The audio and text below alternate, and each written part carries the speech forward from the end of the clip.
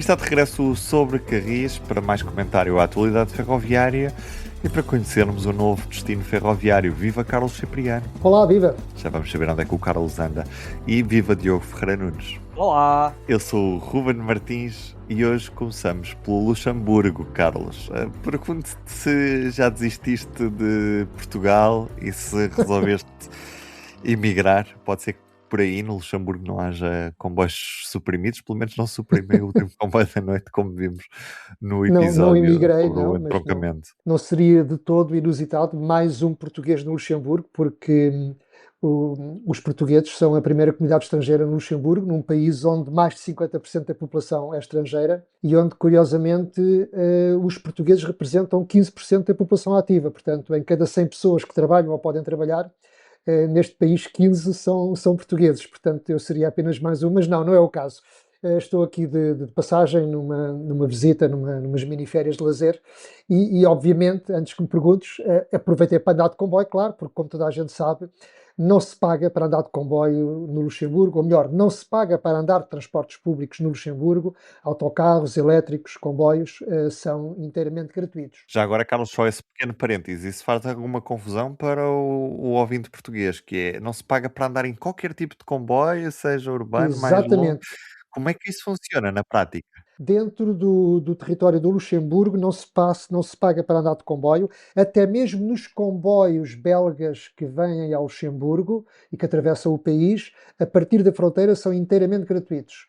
Também não se paga no autocarro, nem nos ascensores, nem nos funiculares, Paga nem só no a primeira elétrico. classe do comboio. Só se paga a primeira classe do comboio, sim, para quem quiser ir com mais conforto. E nem sequer é necessário nenhum cartão, nem nada de especial. Quer dizer, isto é válido para os residentes e não residentes, os turistas, como é o meu caso, também é a mesma coisa. Não é necessário nada, basta levarmos uma identificação, porque podem pedir-nos um bilhete de identidade ou um passaporte, mas entramos e saímos de qualquer modo de transporte e não se paga nada, viaja-se como se quer. Nós há 5 anos, quando foi o final daquele comboio do Connecting Europe Express, em outubro de 2021, isto já foi há 5 anos, vejam lá bem há quanto tempo já fazemos isto, nós tivemos a oportunidade de experimentar isso. Aliás, nós chegámos a apanhar alguns comboios para atravessar o Luxemburgo, o que é meia hora, 45 minutos mais ou menos, porque o Luxemburgo, em comparação com Portugal, é mesmo um país pequeno. Carlos, vamos então conhecer esse país ferroviário, o Luxemburgo. Vesti um bocadinho a camisola de Train Spotter.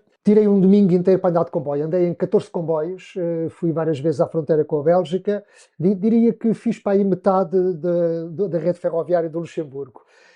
Para começar pela parte mesmo ferroviária, material muito interessante, portanto, desde comboios com locomotiva Bombardier, agora Alstom, com 5 carruagens da série 4000, portanto o push-pull, com locomotiva e com uma carruagem piloto noutra extremidade.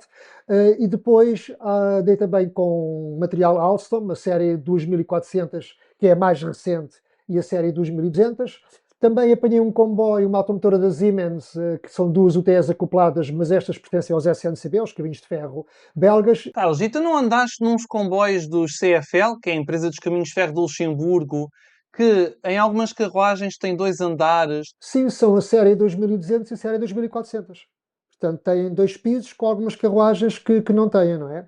Bom, o que é que eu posso dizer? São todos muito confortáveis, qualquer viagem é um suave deslizar, portanto, tanto o material circulante como as linhas estão em perfeito estado. Sublinhar a paisagem verde do Luxemburgo, de facto é uma maravilha andar aqui de comboio, a paisagem é muito bonita. Há sempre pessoal nos comboios e também pessoal nas estações, portanto as estações não são todas, mas grande parte delas estão guarnecidas. Têm internet nas estações, mesmo os apiadeiros mais pequenos. A informação sonora a bordo é muito boa, há ecrãs e painéis informativos nas plataformas, todas as estações e apiadeiros a anunciar os próximos comboios, anuncia-se a posição das carruagens nas respectivas plataformas e até a informação sonora, quando um comboio se aproxima da estação, diz se a plataforma está do lado direito ou do lado esquerdo do sentido da marcha. Como eu andei passeado de comboio num domingo, devo dizer que a maior parte dos comboios em que andei estavam praticamente vazios. Por vezes era o único passageiro em carruagens de 2 pisos. Porquê? Porque era domingo, as pessoas que andavam a passear eram pessoas que iam dar voltinhas de bicicleta e depois regressavam de bicicleta ou que iam passear no campo, etc. Mas sempre que apanhei, já foram alguns comboios belgas, esses sim vinham cheios. Portanto, os comboios de longo curso vinham à pinha, vinham bem carregados e num deles até tive que vir de pé. Dizer-vos que também nas estações, aquela coisa que nós apreciamos muito, que é o acesso é muito fácil às plataformas para apanhar o comboio. Ou seja, não há grades. Ali não há uma IP a semear gradeamentos pelas estações. Não. É um contínuo. Portanto, a cidade, a vila e a estação de caminho de ferro estão perfeitamente bem integradas. E, portanto, não há aqui grades, não há barreiras. Só há, por vezes, uns pilaretes para evitar que algum carro desgovernado entre no canal ferroviário, porque, de resto, entre a estação e a cidade pode sair-se por qualquer lado e, portanto, é um fácil acesso à estação e não há ali grades, nem muros, nem barreiras a impedir o acesso à estação e aos comboios. Dizer-vos também que as estações têm WC e que também, pronto, já disse, são guarnecidas quase todas e que, de facto, é um prazer andar de comboio no Luxemburgo. Devo dizer, porque eu tomei nota disto, que nos 14 comboios que eu andei, houve um que chegou com 1 minuto de atraso e outro que chegou com 2 minutos de atraso. Todos os outros chegaram à tabela. Carlos, a título pessoal, eu sou muito crítico de gratuitidade porque eu acho que mais depressa tira pessoas que estão a andar a pé para dentro, por exemplo, dos autocarros ou dos trams em contexto urbano, não é? Não tanto de um comboio de longo curso, mas eu sou muito crítico da gratuitidade. Prefiro uma substituição direta a quem precisa mesmo. Tu, depois de andares no Luxemburgo e a tua perspectiva em relação a isto, percebeste que se esta medida da gratuitidade é mesmo efetiva para tirar carros da estrada? Tem funcionado? Ora bem, isto é uma resposta complexa. Eu falei com várias pessoas, inclusive desde os ferroviários a passageiros, e li alguma coisa na imprensa, e isto está em vigor desde o dia 1 de março de 2020. E para começar, implicou de facto do lado da oferta, não é? Portanto, estando mais do que implícito ou explícito um grande aumento da procura com a gratuitidade, obviamente do lado da oferta, os caminhos de ferro do Luxemburgo investiram em novos comboios, que são as tais série Alstom de 2400, e também investiram muito na rede ferroviária, inclusivamente havia alguns pontos críticos que eram em via única e que passaram a duplicar. Portanto, digamos, souberam preparar-se para aguentar o impacto da procura. Mas tudo isto ficou aquém daquilo que se perspectivava. Porquê? Bom, há coisas bastante boas nisto, que é sobretudo o impacto social e económico, ou seja, houve, digamos, um grande aumento do rendimento disponível para muitas famílias, que em vez de pagarem o passo aos transportes passaram a dar gratuitamente, e portanto há até quem diga, há estudos que dizem que em média cada agregado familiar no Luxemburgo teve uma poupança de 100 euros anuais, mas isto é uma média, o que significa que muitos agregados familiares tiveram poupanças da ordem dos milhares de euros porque pagavam passo todos os meses, não é? Por outro lado, e como o Luxemburgo recebe em cada dia útil 200 mil trabalhadores que vêm da Bélgica, da Alemanha e da França trabalhar no Luxemburgo e regressam, e portanto aí de facto houve uma grande economia para as pessoas nas suas poupanças. Porquê? Porque passaram a pagar bilhete ou passe só entre a estação de origem e a fronteira com o Luxemburgo. Dentro do Luxemburgo, mesmo que o comboio seja alemão ou belga ou francês, não pagam. E, portanto, aí houve de facto uma grande poupança por parte das pessoas. Mas, ainda agora a questão interessante, que é, isso tirou carros do Luxemburgo, sobretudo da cidade do Luxemburgo? Não teve grande impacto. Portanto, Luxemburgo continua a ser uma das cidades com uma maior taxa de motorização do mundo, com muitos carros. Os carros continuam a invadir a cidade, os congestionamentos são muito grandes e, de facto, não se conseguiu por aí, não teve, de facto, esse efeito. Também, como tu dizias há pouco, os comboios gratuitos, o que é que fizeram? Fizeram pessoas que iam de antes, iam a pé ou que iam de bicicleta, é que passaram a andar de comboio, e não necessariamente os condutores de automóveis, não é? Isto aqui, voltamos ao mesmo, que é uma coisa também que o Diogo tem dito várias vezes, que é o importante para atrair pessoas para o transporte público é a frequência, é a pontualidade, é o conforto e as ligações entre os vários comboios. Mas tudo isso o Luxemburgo oferece. E há outra questão com o Luxemburgo, Carlos. Como tu referiste muito bem, há muito tráfego transfronteiriço. Há muita gente que trabalha no Luxemburgo que não é do Luxemburgo. E o que acontece é que continuam a haver esses carros todos precisamente por causa disso. Porque quem mora fora do país precisa dessa flexibilidade de casa para o trabalho. E isso, infelizmente, é algo que só o carro consegue oferecer e que o Mas, transporte público Diogo, mas deixa-me não consegue. dizer-te que as relações transfronteiriças nos caminhos de ferro luxemburgueses são muito boas. Repara, eu no mesmo dia Mas mesmo fui duas assim, vezes à Bélgica. Repara, eu fiz 14 viagens num dia, eu nunca esperei mais do que meia hora pelo comboio seguinte e normalmente eram só 15 minutos. Portanto, há aqui horários muito bem articulados, as mudanças fazem-se em menos de 15 minutos, há comboios a toda a hora, mesmo para alguns sítios mais recônditos, para alguns ramais, há sempre boas ligações. Mas, apesar de tudo, pelos vistos, não foi suficiente. Agora, deixa-me só dizer-vos aqui duas curiosidades. Há uma estação no Luxemburgo, agora não recordo o nome, onde só os comboios só param de segunda a sexta, porque é uma estação que serve uma escola secundária, e portanto ao Chama-se sábado e ao domingo Alcântara os comboios Terra. não param aí. não é Alcântara-Terra. Não, Desculpa, não, pensava não, que é não. Alcântara-Terra. Aqui é pelos bons motivos.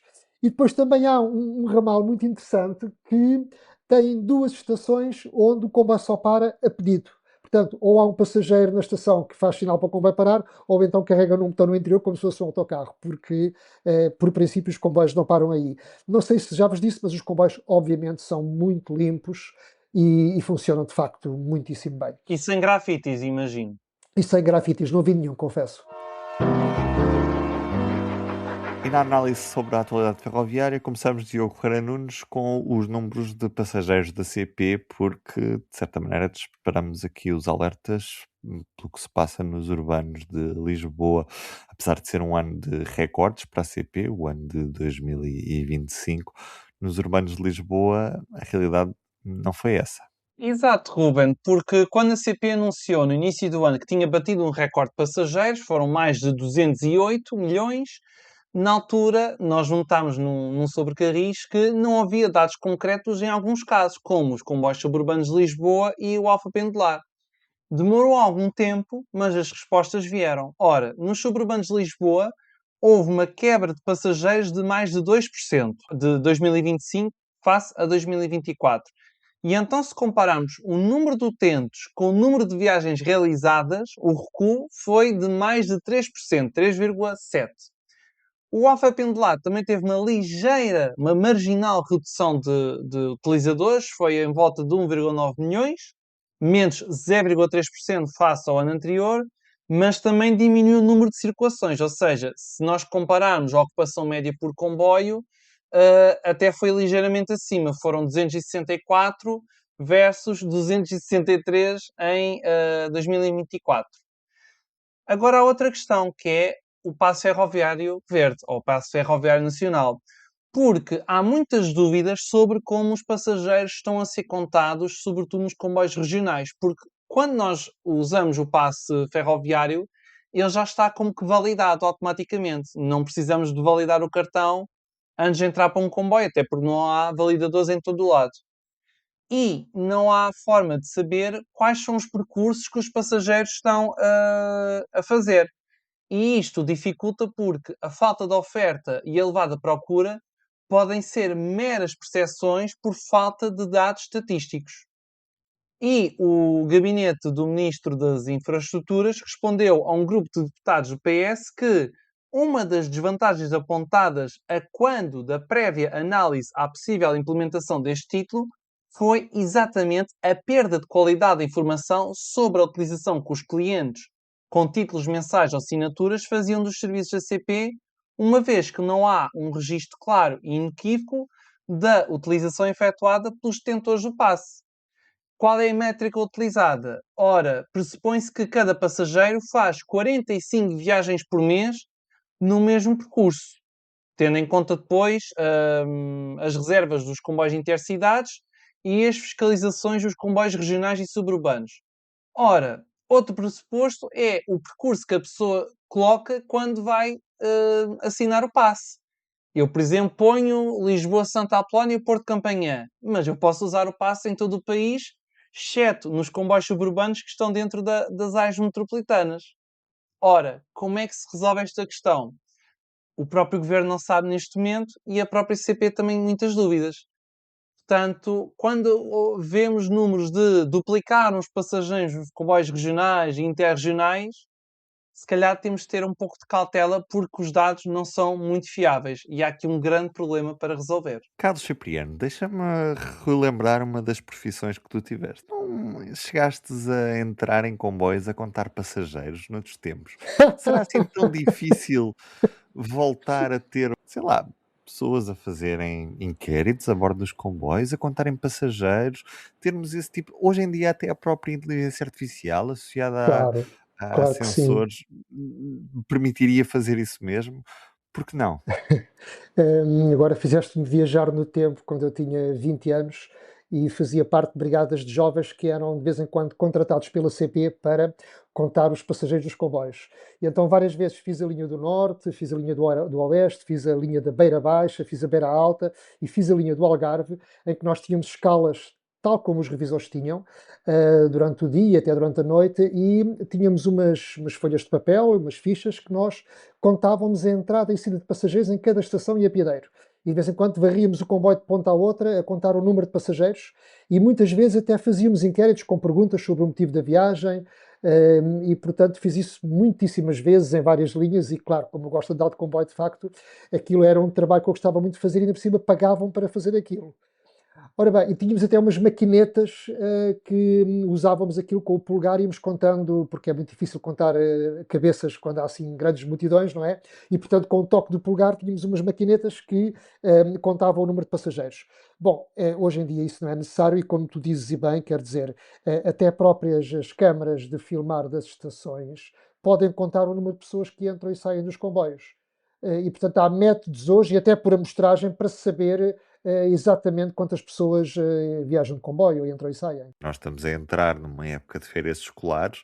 Há inúmeras câmaras que têm programas de ocupação de jovens. A CP podia ter um programa desse género de viaja connosco de comboio, pá, ou damos-te viagens e tudo mais, e em troca fazes a contagem dos passageiros. E Mas isso o que eu te poderia estava ser a dizer uma é que eu forma. penso que isso já não é necessário, porque eu penso que há métodos hoje que dispensam esse trabalho humano para se fazer esse tipo de coisas, porque Conta-se o peso de hum, passageiros, por exemplo, há suburbanos em sim, Lisboa é ou no possível Porto, se não ter, estou em erro, ter, fazem ter, isso, ter têm essa séries capacidade. estatísticas com alguma facilidade sobre o número de passageiros dos comboios, onde é que entra, onde é que sai. Eu recordo que, por exemplo, no caso do metro de Dublin, na Irlanda, que é um metro de superfície, eles ali têm uma coisa muito característica. Não têm torniquetes, portanto é o livre acesso, mas a pessoa tem que validar o título de transporte, seja um bilhete normal, seja um passe ou um conjunto de viagens pré-compradas, e ao sair valida novamente e recebe um euro e qualquer coisa de volta pelo facto de ter validado a saída. E qual é a vantagem disso? É que as pessoas têm todas a preocupação de validar a saída para recuperarem uma parte do que pagaram e assim a empresa sabe exatamente ao pormenor onde é que entram e saem todos os seus clientes. E isto é um exemplo como isso Transportes funciona. públicos de Copenhaga e de Amsterdão também fazem isso, já agora. Devolvem, é, Bons exemplos, Carlos. exatamente, É. as É pessoas o validam a check-in e o saída e check-out em Copenhaga. exatamente. Também temos modelos, como nos próprios urbanos de Lisboa, em que há certas zonas onde és obrigado a validar à saída, não é? Agora, porque existem pórticos, a questão é até que ponto é que a CPU usa esses números para reforçar o serviço? Essa é a questão, não é? Eu tenho dúvidas que a CP trate esses números das saídas. Eu acho, vocês sabem qual é a minha opinião sobre os pórticos. Deviam ser todos retirados para que as pessoas entrem e saiam mais facilmente, porque eu já dei o exemplo várias vezes. Nós vimos da linha de Cascais, temos que sair nos pórticos no Castré. A seguir entramos nos pórticos do metro. No metro, em algumas estações, já vos referi, existe até um elevador para trazer as pessoas da plataforma do metro até um átrio, para depois passar os pórticos, para depois haver outro elevador que a leva à superfície. Ora, tudo isto é absolutamente ridículo, deve-se facilitar a entrada e saída das pessoas, até por questões de segurança, se houver uma emergência, um momento de pânico, etc., para as pessoas não ficarem esmagadas nos pórticos, e copiar o modelo, quanto a mim, do metro do Porto, que é ótimo, quer dizer, e os pórticos ainda por cima, no caso da CP, por exemplo, na linha de Cascais, porque é que Carcavelos tem pórticos e a parede não tem? Porque é que umas sim e outras não? Quer dizer, não faz muito sentido isto. E aquilo que a empresa paga que a CP paga às empresas de manutenção que asseguram o funcionamento destes pórticos, se calhar não compensa a taxa de fraude que isso vem evitar, porque uma boa fiscalização também evita que as pessoas andem de comboio sem título de transporte. Portanto, a minha opinião é que os pórticos estão a mais, só complicam a vida às pessoas e, quanto a mim, deviam desaparecer. O Porto é um ótimo exemplo disso, como referiste. O facto da fiscalização ser constante faz com que o passageiro tenha sempre presente que tem de validar e, portanto, a Exatamente. fraude baixa bastante, enquanto quem é em Lisboa não há essa noção de que eu, se passar aqui este pórtico ou se forçar a entrada, posso ser fiscalizado a seguir e, por isso, vou ser multado.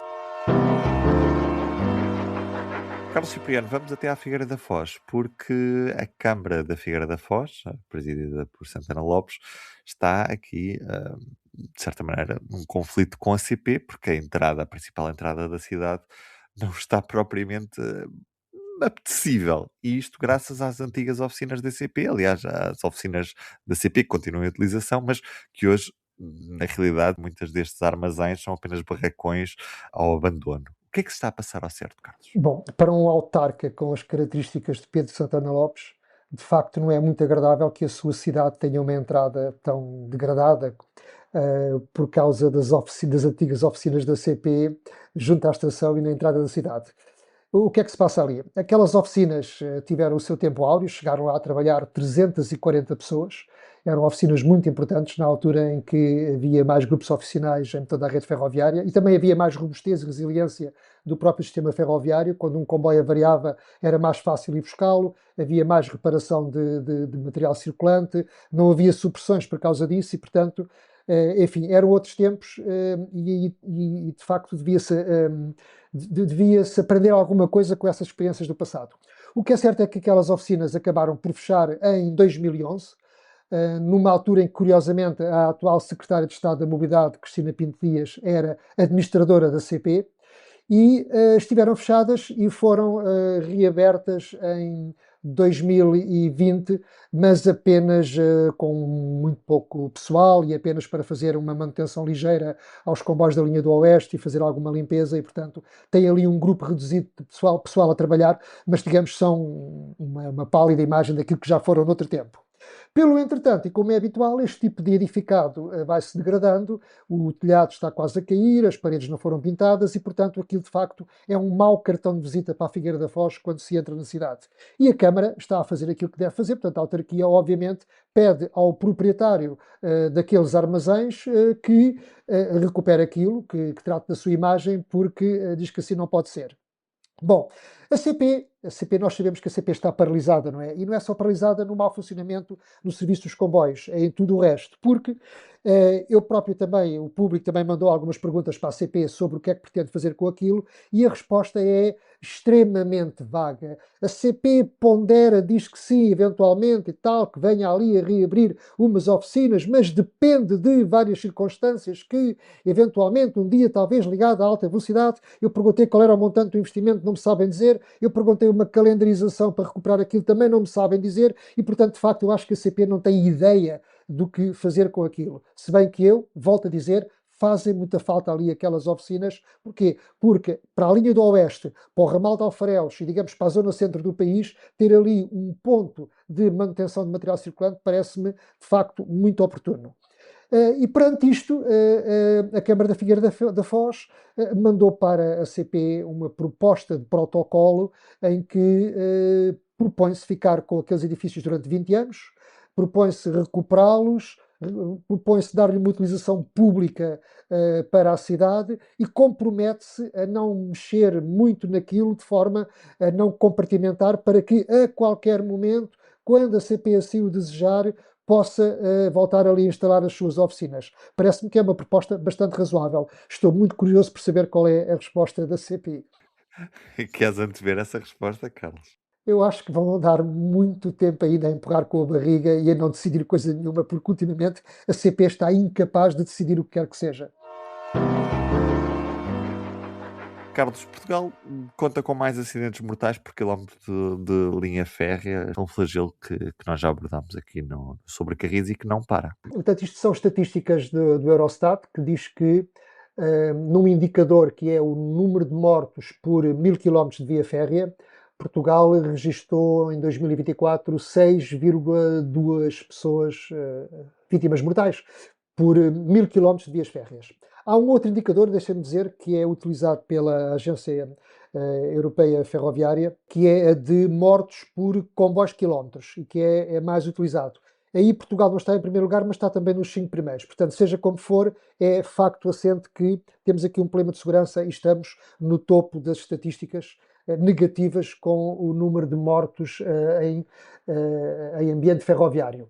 Portugal está neste indicador inicial que eu falei, que é o número de mortos por 1000 km de vias férreas, está com 6,2, depois segue-se a Hungria com 5,8, a Eslováquia com 5,7, Lituânia com 4,6, Polónia com 4,3. Portanto, estes são os países com mais mortos por 1000 km de via férrea.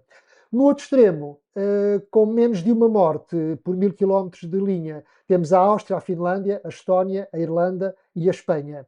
Curiosamente, deixa-me só sublinhar isto, é muito curioso que países como a Lituânia e a Estónia, que são realidades muito semelhantes, a Lituânia está com 4,6 e a Estónia com menos de 1, não é? Mas ainda, quem está a ganhar claramente, há dois países que não tiveram vítimas mortais em acidentes ferroviários. Foi o Luxemburgo, onde eu estou, e a Eslovénia. Bom, posto isto, contactada a IP, contactada o IMT, que tem a tutela da Agência de Segurança Ferroviária Nacional, e contactado o SPIAF, há aqui respostas idênticas. Estas mortes em acidentes ferroviários não são de passageiros dos comboios, não resultam de colisões nem de descarrilamentos, 98% são atropelamentos no canal ferroviário ou em acidentes em passagens de nível. E atenção que nestas estatísticas que eu falei, expurgou-se os suicídios, que têm um tratamento à parte. Portanto, o número de mortes é maior, mas exclui-se aqui os suicídios, e isto é válido para todos os países. A IP, por exemplo, relembra que nos últimos 18 anos não houve vítimas fatais resultante de colisões ou descarrilamentos. Se bem que agora faço aqui um parênteses, no acidente de Sor morreram 2 pessoas, só que eram funcionários da IP, não eram passageiros, mas morreram 2 pessoas no choque de comboios. Não deixam de ser pessoas. Claro. Já o SPIAF diz isto de outra forma, diz que o número de mortes que vem nas estatísticas da Eurostar não diz respeito a qualquer vítima a bordo de um comboio e resultam todos de colhidas de pessoas exteriores. Bom, o que é que se passa aqui? Temos um problema claramente de cultura, digamos assim, ou seja, em Portugal as pessoas têm muito o hábito de andar na via férrea e isso depois tem este resultado. Nós, em julho do ano passado, está agora a fazer um ano, entrevistámos num podcast um quadro da IP e um quadro da Agência de Segurança Nacional Ferroviária, que nos falaram sobre o esforço que as autoridades estão a fazer para evitar os acidentes, sobretudo em passagens de nível. A IP diz-me que está a fazer um investimento de 3 milhões de euros para instalar vedações que impeçam o acesso ao canal ferroviário e também continua naquela senda já muito antiga de tentar suprimir e reclassificar passagens de nível. Portanto, é um trabalho que tem vindo a ser feito, acompanha a modernização da rede ferroviária que está em curso e que, como nós sabemos, está muitíssimo atrasada, mas de facto há aqui um trabalho que está a ser feito. Agora, no que diz respeito aos suicídios, aqui já estamos a falar de um problema que não é só ferroviário, é um problema de saúde pública, como muito bem lembra o SPIAF nas respostas que mandou, e de facto é preciso apostar muito na prevenção. Recordo, no entanto, que nesse episódio a IP, na altura, falou que estavam a preparar uma legislação para que, ao instalarem câmaras de vigilância nas passagens de nível e detectando condutores em infração, portanto, passarem com as barreiras a fecharem-se ou com o sinal luminoso e sonoro já em modo de proibição e que insistissem em atravessar a passagem de nível, que passassem a ser autuados pelas autoridades. E estamos todos de acordo, isso deve ser feito porque, se houver um acidente, não é só o sofrimento da pessoa que foi colhida pelo comboio, há também aqui um custo para a sociedade e, portanto, eu penso que esses condutores deveriam ser autuados. Só que um ano depois eu fiz as perguntas, vamos a ver, e de facto ainda quase nada avançou. A burocracia é muita, articular tudo isto com a GNR, com a PSP, com a Autoridade Rodoviária Nacional, enfim, é extremamente complicado e, portanto, bem-vindos a Portugal, são boas ideias, mas que depois custam muito a pôr em prática. Ainda falta a questão das câmaras de vigilância entrarem em ação quanto mais legislação está pronta. Até isso está demorado. Já agora vale a pena mencionar o nome do episódio a que o Carlos se está a referir, chama-se O que estamos a fazer para acabar com as mortes nas passagens de nível, publicado em 7 de julho do ano passado. Mês 7 do ano passado. Já agora, e só para acabarmos, Ruben, se me permites, ainda voltando à questão dos suicídios, e porque é que eu digo que isto também é um problema aqui de saúde pública, é que nos últimos anos, em média, morrem 20 pessoas por colhidas por acidentes ferroviários, não é? Mas depois os suicídios em média são 39 suicídios por ano em Portugal nas vias férreas, quando as colhidas por acidente são cerca de 20. E, portanto, isto diz muito de algum trabalho que há a fazer aqui também no âmbito da saúde pública. Já agora dizer também que Portugal vai receber um dos principais encontros mundiais na área da segurança ferroviária neste mês de outubro na FIL, mas havemos de falar sobre isso mais para a frente neste Sobre Carris, noutro episódio, obviamente. Diogo Ferreira Nunes, de Espanha, chegam-nos notícias do presidente da Renfe que quer voltar a tornar a Renfe grande outra vez. Quer isto dizer que gostava de ver a Renfe unida com a ADIF, que é o equivalente à IP. Era, no fundo, Diogo, como se em Portugal a CP se voltasse a unir àquilo que era a Refer. Certíssimo, porque segundo Álvaro Fernandes Heredia, que é o atual presidente da Renfe, o sistema ferroviário está constantemente baseado na ligação entre a roda e o carril, entre o comboio e a linha férrea. Portanto, o que faz sentido, segundo ele, é que o gestor de infraestrutura e a Renfe sejam uma só entidade e que a separação entre as duas não foi a melhor das decisões. E lembrou os exemplos de outros países, como Alemanha, França e Itália, que não separaram totalmente a gestão da infraestrutura da operação. Por exemplo, em França, nós temos o grupo SNCF, que tem a SNCF Voyageur, e depois há a Resso, que é a gestor da linha férrea, e até depois há uma SNCF só para as gares e estações, vejam só. E assim sucede em Itália e na Alemanha. E o presidente da Renfe lembrou que, por exemplo, os sistemas de metro têm tudo reunido. O metro de Lisboa, o metro do Porto, o MTS, o metro do Sul do Tejo, pertence tudo à mesma empresa, a operação e a via férrea. E até na própria Espanha há, por exemplo, os ferrocarriles da Generalitat da Catalunha, os FGC, que também são todos verticais, ou seja, está tudo nas mãos da mesma entidade. Ora, lembrar que Espanha, em 2005, decidiu seguir o segundo pacote ferroviário e criar a ADIF. Portugal fez isso 8 anos antes, quando criou a Refer. E depois Espanha abriu o mercado há quase uma década, permitiu operadores como a Irio e a Ouigo, que são basicamente operadores detidos maioritariamente por operadores públicos estrangeiros, Itália e França, respectivamente, e que esta discussão em Espanha surgiu por conta do acidente de Adamus e do acidente de Gelida, que voltaram a levantar a questão sobre os problemas da gestão da rede ferroviária espanhola. Fala-se muito em riscos de politização, de muitas coisas que não correram muito bem nos últimos anos, daí que se volte a discutir se faz mesmo sentido ter tudo separado ou não. E recordar também uma entrevista que nós fizemos no Sobre Carris em julho de 2021. Na altura entrevistámos Pedro Nuno Santos, que era o Ministro das Infraestruturas, e que defendia que, de alguma maneira, deveria ser a altura da rodovia começar a financiar a ferrovia. Ele que na altura ainda era defensor de haver uma grande CP novamente, que era reunir de novo, debaixo da mesma entidade, de uma holding, se fosse preciso, a gestão do caminho de ferro com a gestão da operação. Mas passados estes anos, nada feito. Carlos, parece-te o caminho natural a seguir? Ou seja, nós aqui já temos o exemplo de que a ferrovia acabou, certa, por muito que se fale nas sinergias e tudo mais, a ferrovia ficou a perder por esta falta de autonomia. Parece-te que um dia podemos voltar a ter um presidente da CP a pedir, pá, bom é voltar a unir tudo aqui numa grande empresa que tenha infraestrutura, que tenha operação também, ou aqui a batalha foi dada como perdida já? Já tivemos esse presidente, chamava-se Nuno Freitas, foi presidente da CP e era muito claro nas suas posições em relação a isso. E Mas alinhado estava com o alinhado governo, com o com governo, o com o Pedro governo de Nuno então, Santos, que no não início conseguiram também nada. tinha esta postura, mas que depois recuou, não é? Ora bem, deixa-me ironizar um pouco. Eu acho que de forma alguma se deve pensar nisso, porque, atenção, estamos a obedecer a diretivas e orientações de Bruxelas. E Bruxelas disse que é necessário separar a roda do carril.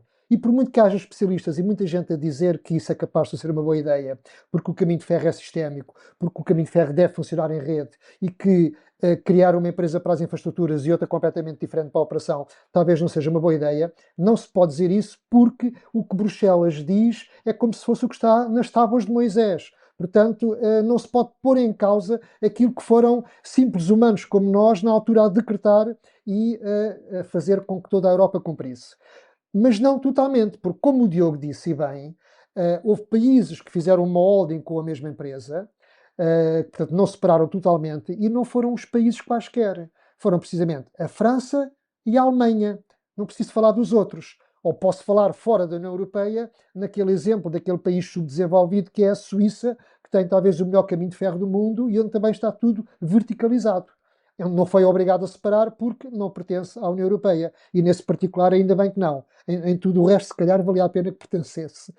Mas pronto, no caso português é mais do que conhecido, nós separámos a roda do carril e depois vendemos o carril ao Alcatrão e neste momento temos uma IP que tem um peso muito grande, é um Estado dentro do Estado e, portanto, eu não vejo nem no Bloco Central os partidos, nem o PS nem o PSD a porem isso sequer em causa e só o PCP, honra lhe seja feita, que é o único partido que solitariamente vai sendo, batendo nessa tecla, dizendo que é necessário voltar a uma grande CP. Eu, por mim, já ficaria satisfeito se separassem a IP entre aquilo que é o Alcatrão e aquilo que é o Carril, portanto, uma empresa só para as estradas e outra só para a ferrovia, porque por muito que digam que há muitas sinergias, que há muitas economias de escala, nós olhamos para o estado lastimável do caminho de ferro português e não vemos nada que resulte disso. Ou seja, se aquilo é tão bom com as economias de escala e com as sinergias, e mesmo assim se demoram 3 anos para reabrir a linha da Beira Alta, quando eram apenas previstos 9 meses,